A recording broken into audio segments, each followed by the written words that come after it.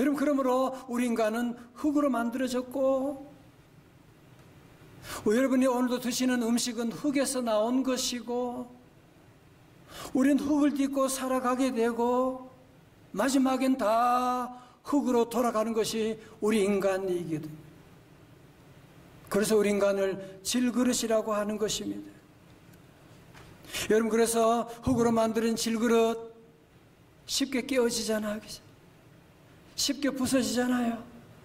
마찬가지로 우리의 몸도 대단한 것처럼 보이지만 작은 질병에도 쉽게 넘어지게 되고 부러지게 되고, 작은 말 한마디에도 마음에 큰 상처를 받게 되고, 세월이 지나게 되면 우리의 몸도 아무리 옛날에 장사 같은 사람이라고 해도 몸이 점점 쇠해지는, 세월 앞에는 장사가 없다라고 하는 그런 말이 있지 않습니까? 인터넷에서 이런 글을 본 적이 있는데 어느 초등학생의 그림 일기였습니다. 제목이 병원에 간 날 감기에 걸렸다. 유치원 때는 안 그랬는데 초등학생이 되고 병원에 자주 가는 것 같다. 나이는 속일 수 없나 보다. 아니, 조그만 애도 아마 자기가 나름대로 세월의 흐름 속에서 그런 걸 느꼈나 봐요. 그죠? 여러분, 2020년도 이제 열흘밖에 남지 않았습니다. 세월이 흘러가는 것을 느끼면서 인생의 무상함도 느끼고 좀 우울함도 느낄 수가 있고, 아니, 여기에다가 지금은 코로나가 점점 더 확산되어 나가는 이런 어려움 가운데 어떻게 우리는 메리 크리스마스를 만들어 갈 수가 있을까요? 여러분, 사실 오늘 본문의 말씀 여러분이 앞뒤를 보시게 되면 지금 사도 바울은 우리가 경험하는 아픔과는 비교가 안 되는, 아니, 우선 볼까요? 4장 8절 볼까요? 8절. 우리가 사방으로 우겨싸움을 당하여도, 한두 가지 힘든 게 아니에요. 지금 사방으로 우겨싸움을 당하고 있는, 그래도 나는 쌓이지 아니하며 답답한 일을 당하여도 낙심하지 아니하며 박해를 받아도 버림받지 아니하며 거꾸러뜨림을 당하여도 망하지 아니하고. 이야, 지금 바울이 무슨 죄를 지었습니까? 바울이 복음 전하는 것밖에 없는데 동서사방에서 그를 우겨싸고 있고 박해하고 있고 그를 죽이려고 하고 있고, 이런 가운데도 사도 바울은 나는 박해를 당해도 버림받지 아니하고, 너희들이 아무리 나를 거꾸로 때리려고 해도 나는 거꾸러지지 아니하고, 답답한 일을 당해도 나는 낙심하지 아니하고. 여러분, 어떻게 이런 고백을 이렇게 담대할 수가 있을까요? 사도 바울의 의지가 대단했나요? 아니면 사도 바울이 건강이 뛰어났나요? 아니면 사도 바울이 무슨 대단한 백이 있나요? 아니에요. 여러분, 그 비결이 바로 뭐냐? 오늘 4장 7절의 말씀, 요절 말씀이거든요. 다시 한번 크게 시작. 우리가 이 보배를 질그릇에 가졌으니 이는 심히 큰 능력은 하나님께 있고 우리에게 있지 아니함을 알게 하려 함이라. 아멘. 그렇습니다.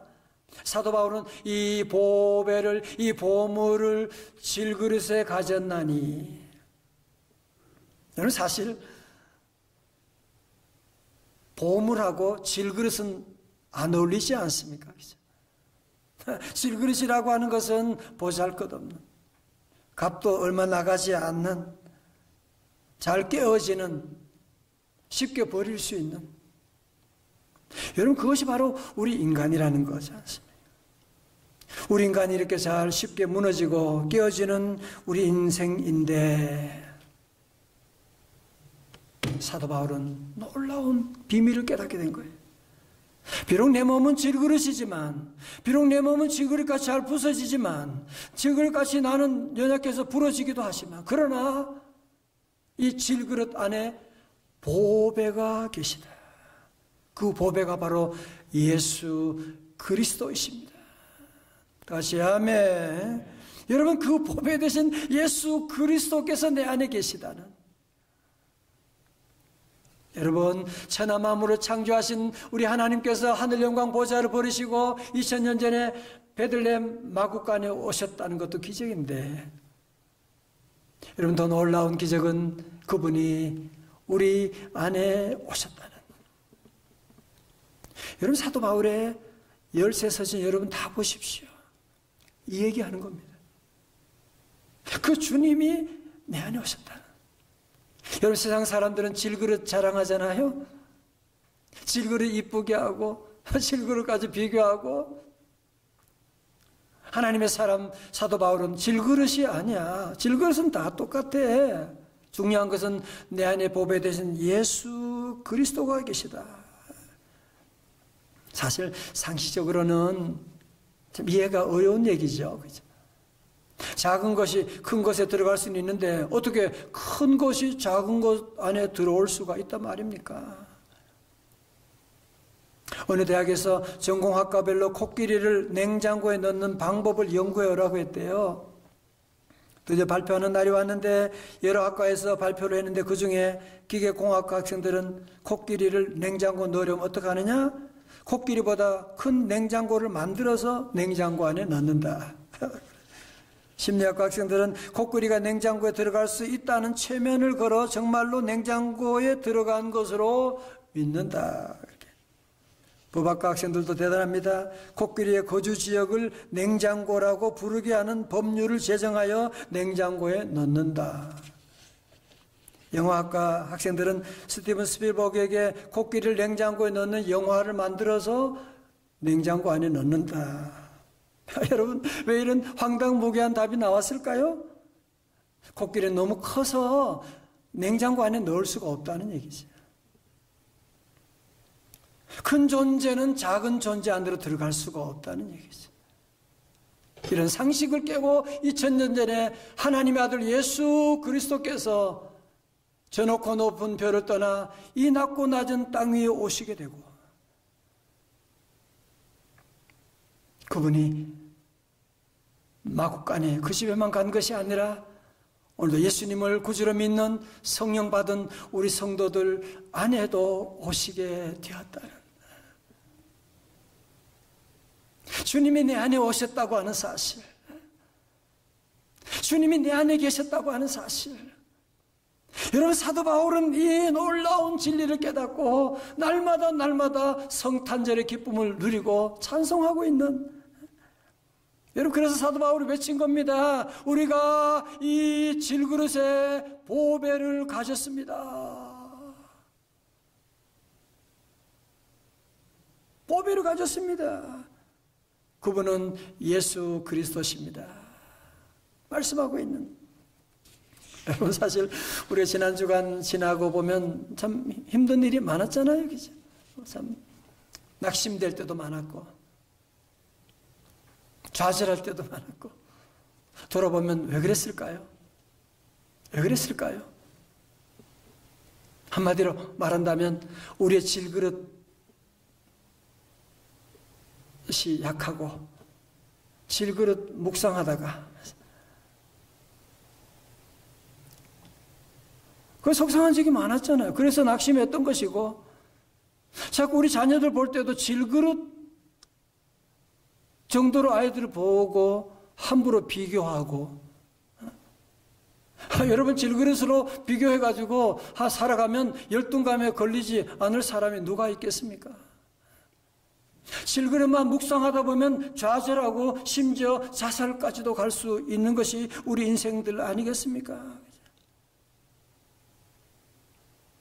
여러분 아세요? 사탄이 그런 얘기가 있는데, 자기가 그동안 사용하던 무기들을 부하들에게 파는 거야. 거기에 무기 나왔는데 그 무기 중에 미움, 시기, 질투, 정욕, 음란, 교만, 공포 등 여러 가지 사람들 넘어뜨리는 그런 무기들을 쭉 내려놨어요. 거기다 가격을 다 붙여놨어요. 그런데 한 곳에 무기가 있는데 거기는 가격이 터무니없이 비싸. 제일로 비싸. 부하가 물어봤어요. 아니, 이건 뭔데 이렇게 가격이 비싸요? 그러니까 사탄 두목이 하는 말이, 야, 그거 왜 그러냐면 사람들이 가장 그걸 별로 경계하지 않아. 그 무기를 별로 경계하지 않아. 그런데 그 무기 가지고 들어가면 그때부터 걸리면 완전히 꼼짝 못하고 나오지 못하는 무기야. 그게 뭐냐? 낙심이라고 하는 것입니다. 우리 생각할 때 낙심은 별거 아닌 것처럼 보이지만 여러분, 낙심하게 되면 낙심 가운데 벗어나기가 얼마나 어려운지 몰라요. 다시 일어나기가 얼마나 힘든지. 여러분, 그런데 오늘 사도 바울은 마귀는 할 수만 있으면 우리 모두를 낙심시키려고 무기를 사용하고 우리에게 달려들지 모르지만, 바울은 오늘 서신 우리 4장 가운데도 나는 낙심하지 않습니다. 왜 그래요? 이 보배를 질그릇에 가졌으니 심히 큰 능력은 하나님께 있고 우리에게 있지 아니함을 알게 하려 함이라. 여러분, 자, 성경 몇 구절 한번 볼까요? 고린도후서 4장 1절의 말씀 보세요. 그러므로 우리가 이 직분을 받아 긍휼하심을 입은 대로 뭐요? 낙심하지 아니하고. 8절, 우리가 사방으로 우겨 싸움을 당하여도 쌓이지 아니하며 답답한 일을 당하여도 뭐요? 낙심하지 아니하며. 16절 다 같이요. 시작. 그러므로 우리가 낙심하지 아니하노니 우리의 겉사람은 낡아지나 우리의 속사람은 날로 새로워지는도다. 아멘. 여러분, 그래요. 우리의 겉사람은 날로 후퇴할 수밖에 없습니다. 낡아질 수밖에 없습니다. 그래도 우리 성도들은 낙심하지 않습니다. 왜? 보배 되신 예수 그리스도께서 내 안에 계시니까. 여러분, 세상 사람들은 자꾸 자기의 질그릇 자랑하고 질그릇 키우고 질그릇 보세요.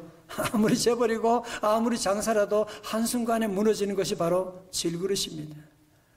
그러나 사도 바울은 나는 몸이 비록 약하지만, 나는 부족하지만, 잘 부서지지만 나는 낙심하지 아니하노니 그 비밀이 뭐예요? 그것이 바로 골로새서 1장 27절 말씀이에요. 하나님이 그들로 하여금 이 비밀의 영광이 이방인 가운데 얼마나 풍성한지를 알게 하려 하심이라.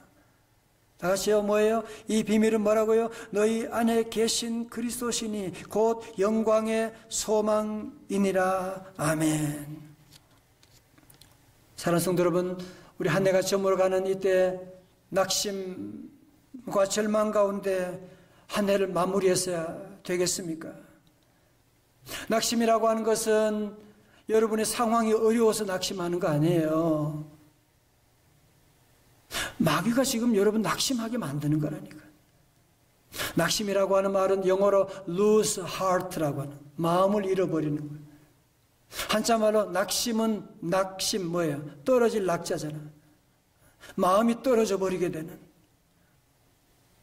사실 우리 주변 환경을 본다면 낙심하지 않을 사람이 누가 있습니까? 뉴스에는 계속 3단계로 방역 단계를 올릴 준비를 하고 있다고 계속 얘기하고, 앞으로 어떻게 될지 우리가 알지 못하지만 우리 성도들은 꼭 기억하셔야 돼요. 비록 우리 질그릇은 연약하고 부서지기 쉽고 질그릇은 잘 넘어지기도 하지만 우리 안에 보배 되신 예수 그리스도께서 오셨다. 믿으시면 아멘. 그래서 우리는 낙심하지 않으리라. 다 같이 나는 낙심하지 않으리라. 아멘. 왜 그래요? 주님이 계시니까 그런 거지. 주님이 우리와 함께 하시니까. 여러분, 사실 과거의 성탄절을 보면 성탄절 때 그냥 반짝반짝하고 분주했다가 성탄절 끝나면 성탄의 기쁨도 사라져버린 적이 참 많았잖아. 그죠? 마치 결혼식은 화려하게 했는데 결혼식 끝난 다음에 사랑이 식어져 버린 부부처럼 얼마나 불행한 일입니까? 자, 여러분 저를 잘 보십시오.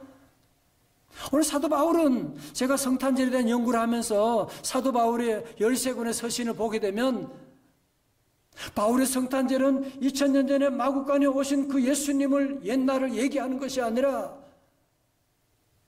그 예수님께서 내 안에 오셨다고 하는 Christ in me, 내 안에 오셨다라고 하는 이 말씀을 강조하고 있고, 주님이 내 안에 오셨기 때문에 이제 나는 주님 안에 있다, in Christ를 여러분 성경마다 수백 번 계속 강조하고 있는 이유가 바로 거기에 있는 것이거든요. 여러분, 사실 우리가 찬송을 봐도 많은 찬송도 보면 성탄에 대한 찬송은 몇 곡이 안 돼요. 그러나 사도 바울의 성탄절에 대한 주님이 오셨다, 내가 주님 안에 있다, 주님 안에, 내가 주님 안에 있고 주님이 내 안에 계시다는 찬송이 얼마나 많습니까? 주 예수 내 마음에 들어와 계신 후 변하여 새 사람 되고 주 안에 있는 나에게, 이 다 바울의 성탄절 찬송이에요. 예수 안에 있는 우리 한량없이 즐겁고, 아싸, 좀 쉬워. 그러게 성탄절이 끝나도 성탄절의 기쁨은 계속되는 거지. 왜? 주님이 내 안에 계시니까. 주님이 내 안에 오셨으니까. 여러분, 이 사람을 아십니까? 1770년에 태어난 그는 아버지가 알코올 중독자의 중증 매독 환자였고, 어머니는 폐결핵 환자였으며 아들만 넷에 내 아들마저도 폐결핵 환자였습니다. 집안 온통 기침 소리로 가득했겠죠. 그 와중에 어머니는 5번째 아기를 임신했습니다. 중증 매독 환자였던 아버지와 폐결핵 환자인 어머니 사이에 태어날 아기, 정상이겠습니까? 의과대학에서도 이 질문을 자주 한다고 하는데, 자, 여러분 같으면 이 아기를 출산하시겠습니까? 어떻게 하시겠습니까? 자, 이 어머니도 이 아기를 유산하려고 수없이 시도했지만 이를 뚫고 태어난 아기가 있었습니다. 이 아기가 누군지 아십니까? 그 아기가 바로 루드비히 반 베토벤입니다. 여러분, 그래서 베토벤은 26살 때부터 티니투스라고 하는 병으로 청력을 잃어가고 있었던 것입니다. 베토벤 교향곡 5번 운명의 1악장은 그래서인지 그의 인생처럼 격렬한 강력한 포르테시모의 8분 음표 빰빰빰빰 빰빰빰빰. 자, 그러면 카라얀이 연주한 베토벤의 심포니 교향곡, 운명 교향곡을 조금 들어보시겠습니다.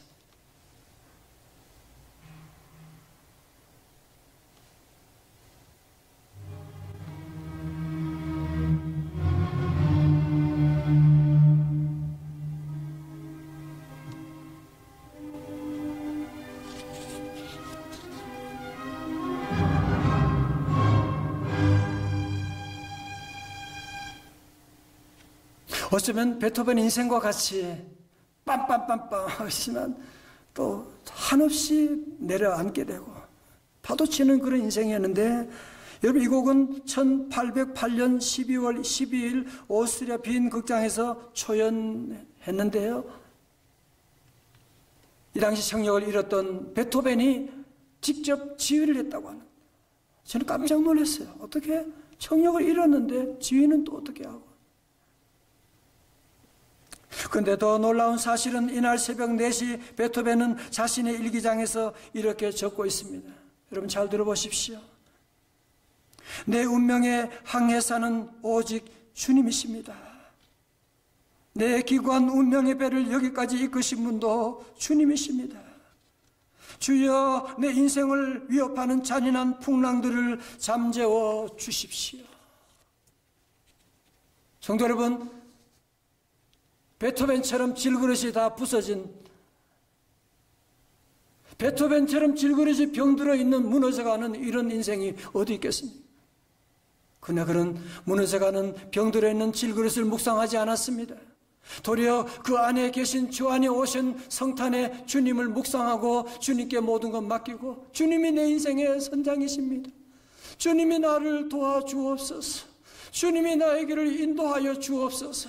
그러면서 그는 청력을 잃은 다음에도 위대한 교향곡을 만들어서 전 세계에 하나님의 영광을 돌리는 위대한 삶을 살아가게 된 것을 우리가 보고 있지 않습니까?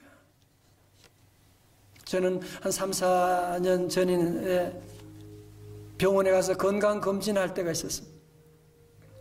위내시경, 대장내시경 한 다음에 의사분을 만나서 영상 보여주면서 여기 보세요. 이게 위가 또 이렇게 저 대장에 용종이 지금 있었는데 저는 그 얘기 들으면서 아니 내가 내 몸을 60년 이상 끌고 나는 왜 내 몸을 내 내장을 이렇게 모르고 있는 거지.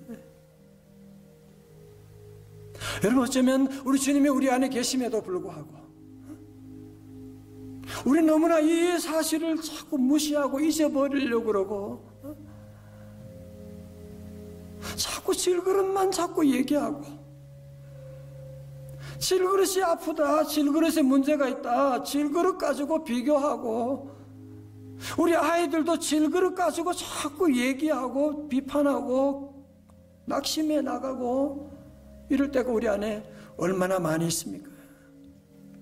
여러분 베토벤도 보십시오. 성공과 실패는 질그릇을 보느냐 실패한 인생 됩니다.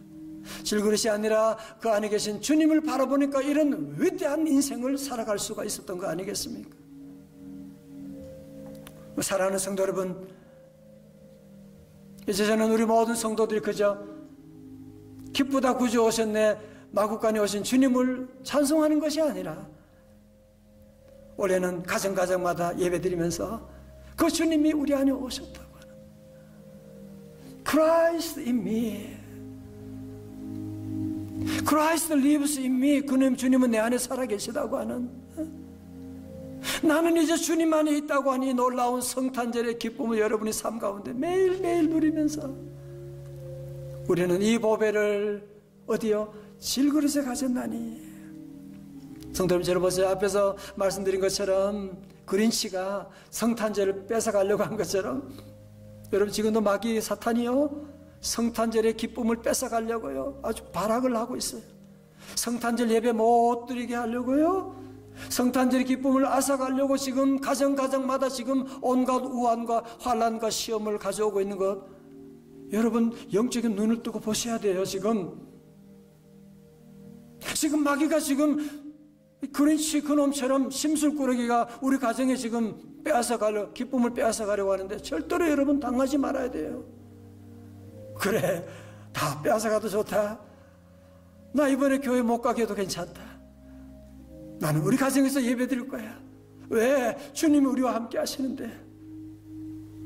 그래 나는 늙었고 몸이 부족해? 그래도 나는 괜찮아. 왜? 이 보배를 질그릇에 가졌나니 나는 낙심하지 않고 내 겉사람은 후피하지만 나는 날로 새로워질 것인데. 이제 모든 성도들 그저 옛날 얘기하지 마시고 마구간 얘기만 하지 마시고 이제는 그 주님이 내 안에 오셨다, 나와 함께 하신다. 이제 낙심하지 마시고 이제 그 주님 여러분이 마음껏 주님께 기도하고 베토벤을 생각하십시오. 베토벤을 기억하십시오. 질그릇 다 무너져도 주님 계심을 믿고 위대한 인생, 위대한 교향곡을 만들었는데 우리 모든 성도 함께 내 안에 오신 주님 바울의 성탄절 여러분 기억하고 이번 성탄절은 어느 해보다도 기쁜 너무너무 감격스러운 이런 성탄절이 여러분의 삶 가운데 천국 갈 때까지 계속 불타오르시기를 주님의 이름으로 축원합니다. 축원합니다.